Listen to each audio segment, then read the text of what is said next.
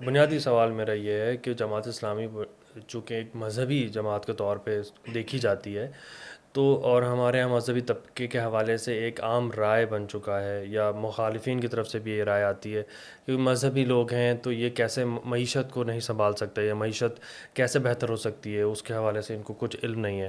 تو اگر ہم ایک سوال بنتا ہے کہ جماعت اسلامی اگر مرکز میں زیادہ نمبرز حاصل کرتی ہے، یا اپنی گورنمنٹ بناتی ہے یا کولیشن گورنمنٹ بناتی ہے، تو جماعت اسلامی کی معاشی پالیسی کیا ہوگی پاکستان کے لیے، جو اس وقت معاشی صورتحال ہے، اس کے حوالے سے آپ کے پاس کیا پلان ہے؟ ہمارے ساتھ ایک بہت زبردست انقلابی معاشی منصوبہ ہے۔ ایک تو آپ اس چیز کو سمجھے کہ اب تک جتنی سیاسی جماعتوں نے حکومت کی ہے، یہ ان کا کارنامہ ہے کہ قرضوں پر قرضے لے کر وہ ملک چلاتے رہے، اور اب آپ جیسا معصوم طیب بھی 3.25 لاکھ کا مقروض ہے، اور میں بھی مقروض ہوں، پوری قوم بھی، ہم سب مقروض ہے آئی ایم ایف کا، دوسرے ممالک کا۔ تو جماعت اسلامی کے ساتھ جو انقلابی منصوبہ ہے، اس میں پہلا کام یہی ہے کہ ہم نے وسائل کا منصفانہ تقسیم کرنا ہے، تاکہ ہر علاقہ ترقی کرے اور ہر فرد ترقی کرے۔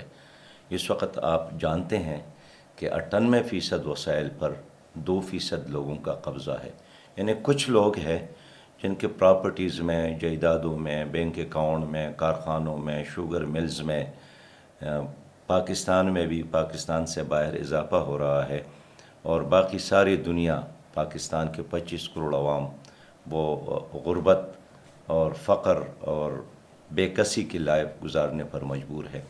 تو جماعت اسلامی چاہتی ہے کہ ہمارا جو بنیادی مسئلہ ہے، اس کو سمجھنے کی ضرورت ہے۔ وسائل کی کمی نہیں ہے، اللہ نے ہمارے ساتھ کوئی ظلم نہیں کیا ہے، ہر چیز سے ہمیں نوازا ہے۔ مثلا آپ کے ساتھ 79 ملین ایکڑ زمین موجود ہے، لیکن اس کے باوجود بھی اگر آپ بھوکا سوتے ہیں تو یہ حکومت کی ذمہ داری ہے نا کہ وہ غیر آباد زمینوں کو آباد نہیں کر سکے۔ مثلا آپ کے ساتھ اگر 1000 کلومیٹر ساحل پٹی موجود ہے، اور آپ کویت کی طرح، قطر کی طرح، متحدہ عرب امارات کی طرح اس کو ڈیولپ نہیں کر سکے، وہاں تو کوئی اور چیز نہیں ہے، ایک ساحل ہے، اور ہمارے ساتھ اس سے کئی گنا زیادہ ساحل ہے، تو یہ ذمہ داری تو حکومت کی ہے۔ اگر آپ کے ساتھ پاکستان میں 1000 مقامات سے زیادہ یورینیم موجود ہے، اور آپ اس کو استعمال نہیں کر سکے، تو غلطی تو پھر ہماری اور آپ کی اور حکومت کی ہے۔ تو جماعت اسلامی ایک تو بنیادی طور پر ایک انقلابی کام یہی کرے گی کہ سودی نظام کا خاتمہ کرے گی۔ آپ جانتے ہیں کہ آپ کا قومی بجٹ اس وقت، ماضی کی بات کرتا ہوں، 14,000 ارب ہے، اور اس 14,000 ارب میں سے پہلے دن جب آپ کا بجٹ پاس ہوا تو 7,303 ارب سودی قرضوں میں ایک طرف ہو گئے، چلے جاتے۔ تو اگر آپ نے 14,000 میں سے 7,303 ارب قرضوں میں دیا، پھر آپ کے ساتھ ڈیولپمنٹ کے لیے کیا رہا، تعلیم کے لیے کیا رہا، صحت کے لیے کیا رہا، نئے پروجیکٹ کے لیے کیا رہا؟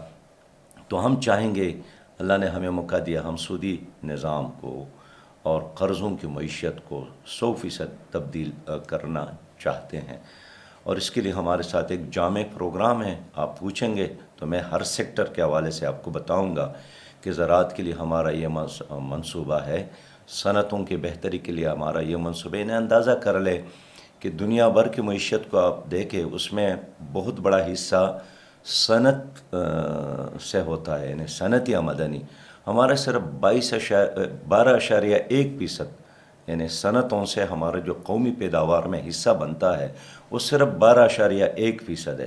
تو جو چیز 80% ہونا چاہیے تھا وہ صرف 12.1% ہے۔ اس کا مطلب یہ ہے کہ دنیا نے چاند پر قدم رکھا اور ہم ترقی نہیں کر سکے، صنعتی ترقی، تو اس کے لیے بھی ہمارے ساتھ بہت بڑا منصوبہ ہے۔